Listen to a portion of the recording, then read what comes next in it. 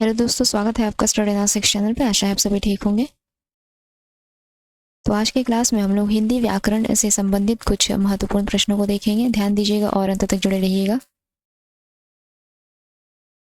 किसी प्रश्न में कोई डाउट हो तो कमेंट करके ज़रूर बताइए, ठीक है। तो चलिए फिर देखते हैं। पहला प्रश्न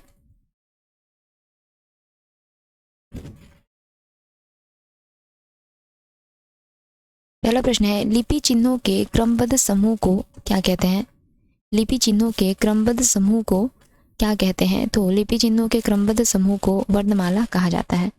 लिपि चिन्हों के क्रमबद्ध समूह को वर्णमाला कहा जाता है, ठीक है।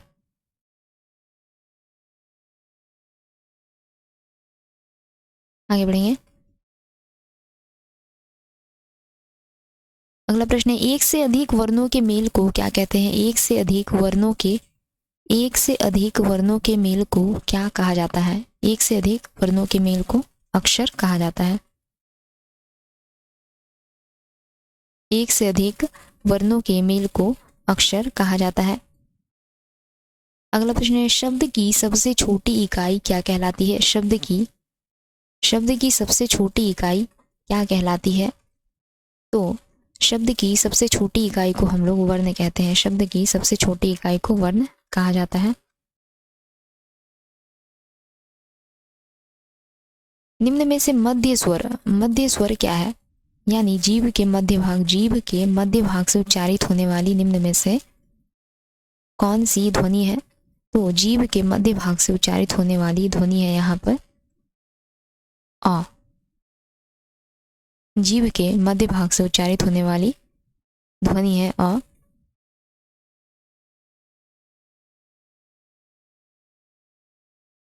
आगे बढ़ेंगे।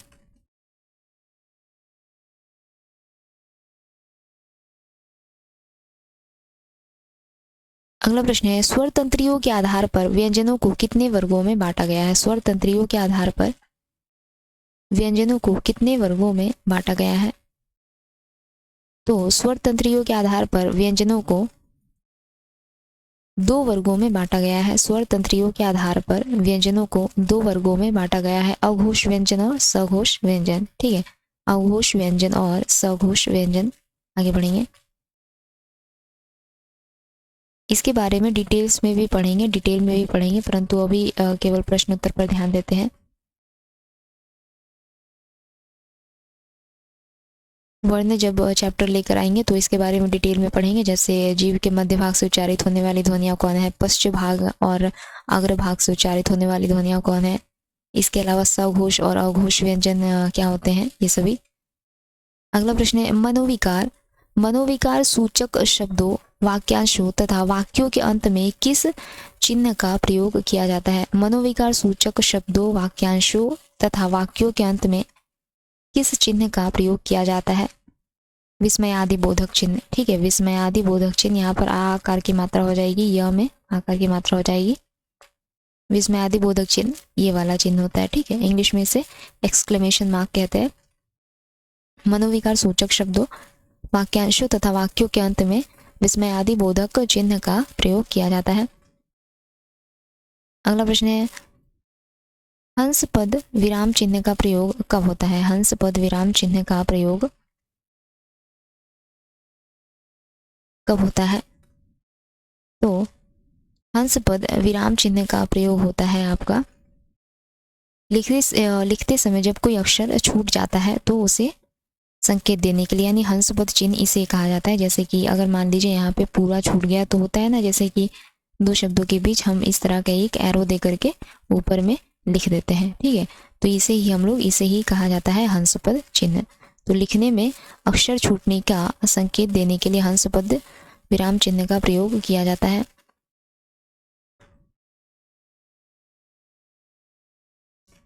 अगला प्रश्न देखेंगे, श्री कामता प्रसाद गुरु जी के अनुसार विराम चिन्हों को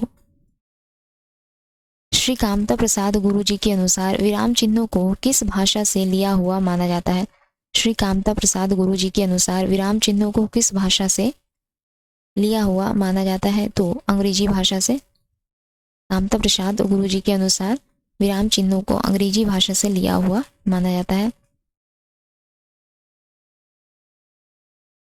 अगला प्रश्न है श्री कामता प्रसाद गुरु के अनुसार विराम चिन्हों की संख्या कितनी है? श्री कामता प्रसाद गुरु के अनुसार विराम चिन्हों की संख्या कितनी है? तो 20। श्री कामता प्रसाद गुरु के अनुसार विराम चिन्हों की संख्या है 20। आगे बढ़ेंगे। अगला प्रश्न है धरेश शब्द में कौन सी संधि है? धरेश, धरेश शब्द में कौन सी संधि है? तो गुण स्वर संधि है। धरेश शब्द में गुण स्वर संधि है। ठीक है।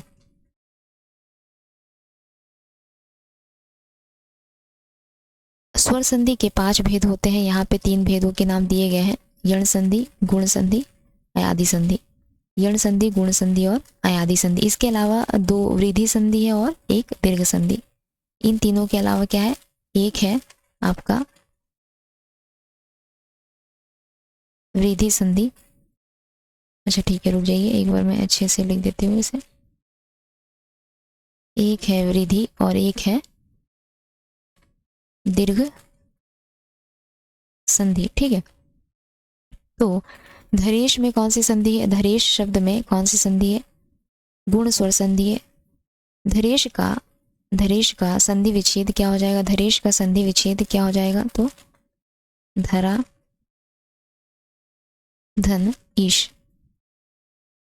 धरा धन ईश, धरेश का संधि विच्छेद हो जाएगा। अगला प्रश्न देखेंगे।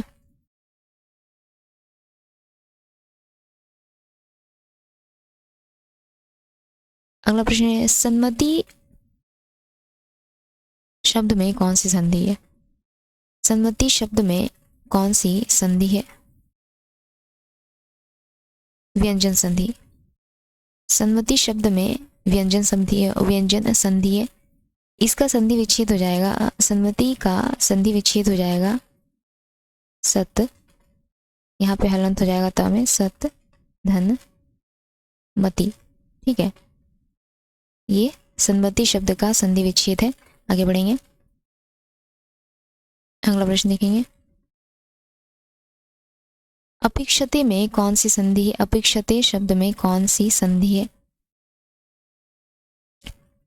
अपेक्षते शब्द में कौन सी संधि है? तो अपेक्षते शब्द में आपका हो जाएगा दीर्घ संधि। अपेक्षते शब्द में दीर्घ संधि है तथा इसका संधि विच्छेद हो जाएगा। अपेक्षते शब्द का संधि विच्छेद हो जाएगा अपि, अपि धन इक्षते, अपि धन इक्षते। अपेक्षते का संधि विच्छेद हो जाएगा अपि धन इक्षते। आगे बढ़ेंगे। अगला प्रश्न है दुर्जन का संधि विच्छेद क्या हो जाएगा? दुर्जन, दुर्जन शब्द का संधि विच्छेद क्या हो जाएगा? तो दुर्जन शब्द का संधि विच्छेद हो जाएगा दु धन जन, दु धन जन। इसमें कौन सी संधि है? तो इसमें हो जाएगा आपका विसर्ग संधि, इसमें विसर्ग संधि है। आगे बढ़ेंगे। निम्न में से कौन सा व्यंजन संधि का उदाहरण नहीं है? इनमें से कौन सा व्यंजन संधि का उदाहरण नहीं है? तो विद्यालय, विद्यालय व्यंजन संधि का उदाहरण नहीं है। विद्यालय व्यंजन संधि का उदाहरण नहीं है, यह दीर्घ स्वर संधि का उदाहरण है। दीर्घ संधि का उदाहरण है यह, या फिर कहे तो दीर्घ स्वर संधि का उदाहरण है विद्यालय। बाकी सभी यहाँ पे व्यंजन संधि के उदाहरण हो जाएंगे, जैसे जगदम्बा, जगदम्बा, संतोष, और एक विकल्प है यहाँ पर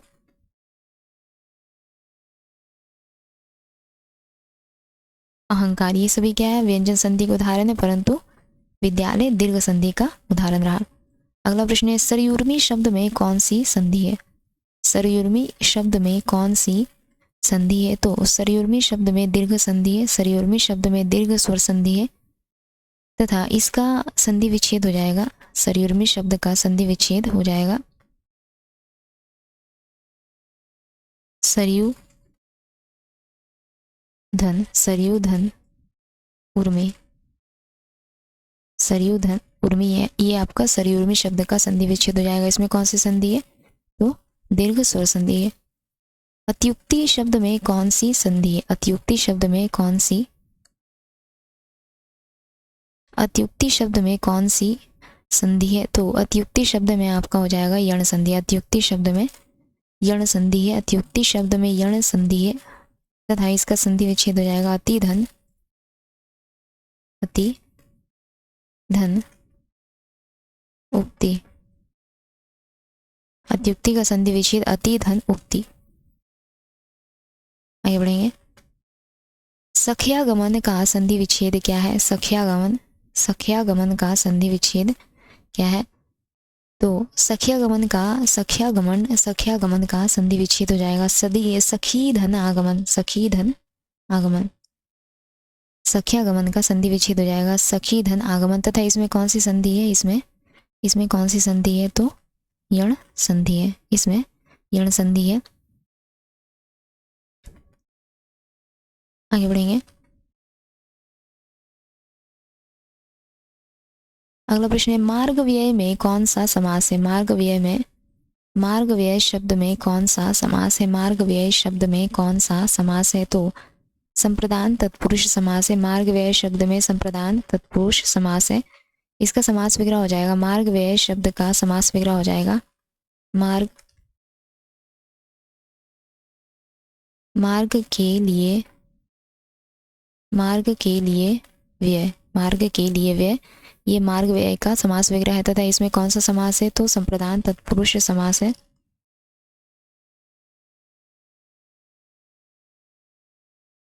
अगला प्रश्न है जलावृत शब्द में कौन सा समास है? जलावृत, जलावृत शब्द में कौन सा समास है?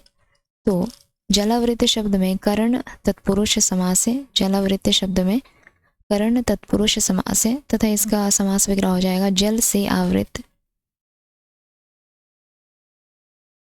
जल से आवृत। जलावृत शब्द में करण तत्पुरुष समास है तथा इसका समास विग्रह हो जाएगा जल से आवृत। अगला प्रश्न है कौन सा अधिकरण तत्पुरुष समास नहीं है? निम्न में से कौन सा, निम्न में से कौन सा अधिकरण तत्पुरुष समास नहीं है? धर्मभ्रष्ट, धर्मभ्रष्ट ये अधिकरण तत्पुरुष समास नहीं है। धर्मभ्रष्ट अधिकरण तत्पुरुष समास नहीं है। इसमें अपदान तत्पुरुष समास है। धर्मभ्रष्ट में, धर्मभ्रष्ट में अपदान तत्पुरुष समास है तथा इसका समास विग्रह हो जाएगा धर्म से भ्रष्ट,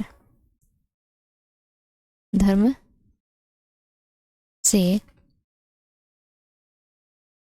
भ्रष्ट। ठीक है, धर्म भ्रष्ट का समास विग्रह हो जाएगा धर्म से भ्रष्ट। आगे बढ़ेंगे। पूर्णांक में कौन सा समास है? पूर्णांक शब्द में कौन सा समास है? तो पूर्णांक शब्द में कर्मधारय समास है। पूर्णांक शब्द में कर्मधारय समास है तथा इसका समास विग्रह हो जाएगा, पूर्णांक शब्द का समास विग्रह हो जाएगा पूर्ण है, पूर्ण है जो अंक, पूर्ण है जो अंक। कौन सा समास है? तो कर्मधारय समास है इसमें। अगला प्रश्न देखेंगे।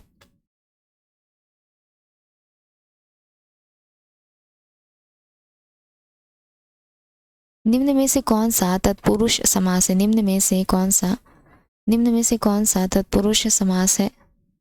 तो आशातीत, आशातीत, आशातीत आपका तत्पुरुष समास है। आशातीत तत्पुरुष समास है। आशातीत तत्पुरुष समास है। आगे बढ़ेंगे।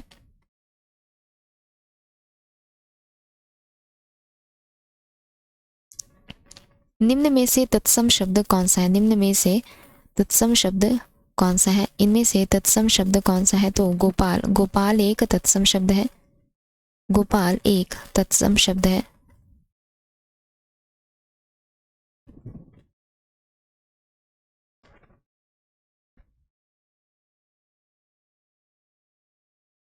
एवं का तद्भव रूप क्या हो जाएगा? एवं का तद्भव रूप क्या हो जाएगा? तो एवं का तद्भव रूप हो जाएगा यूं, एवं का तद्भव रूप हो जाएगा यूं, एवं का तद्भव रूप हो जाएगा यूं। आगे बढ़ेंगे।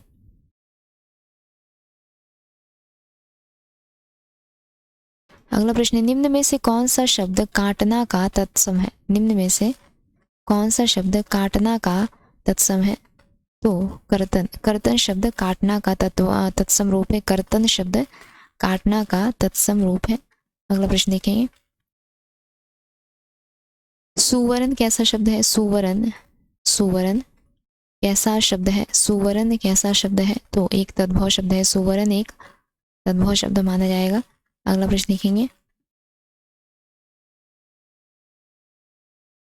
टकसाल का तत्सम रूप क्या है? टकसाल का तत्सम रूप, टकसाल का तत्सम रूप क्या हो जाएगा? तो टंकशाला। टकसाल का तत्सम रूप है टंकशाला, टंकशाला। आगे बढ़ेंगे। आवर्तक का विलोम शब्द क्या हो जाएगा?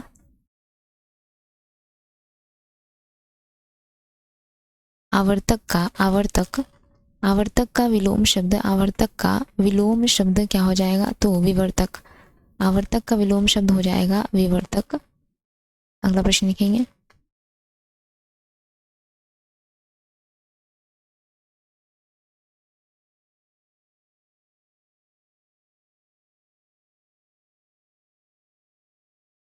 एक मिनट रुक जाइए।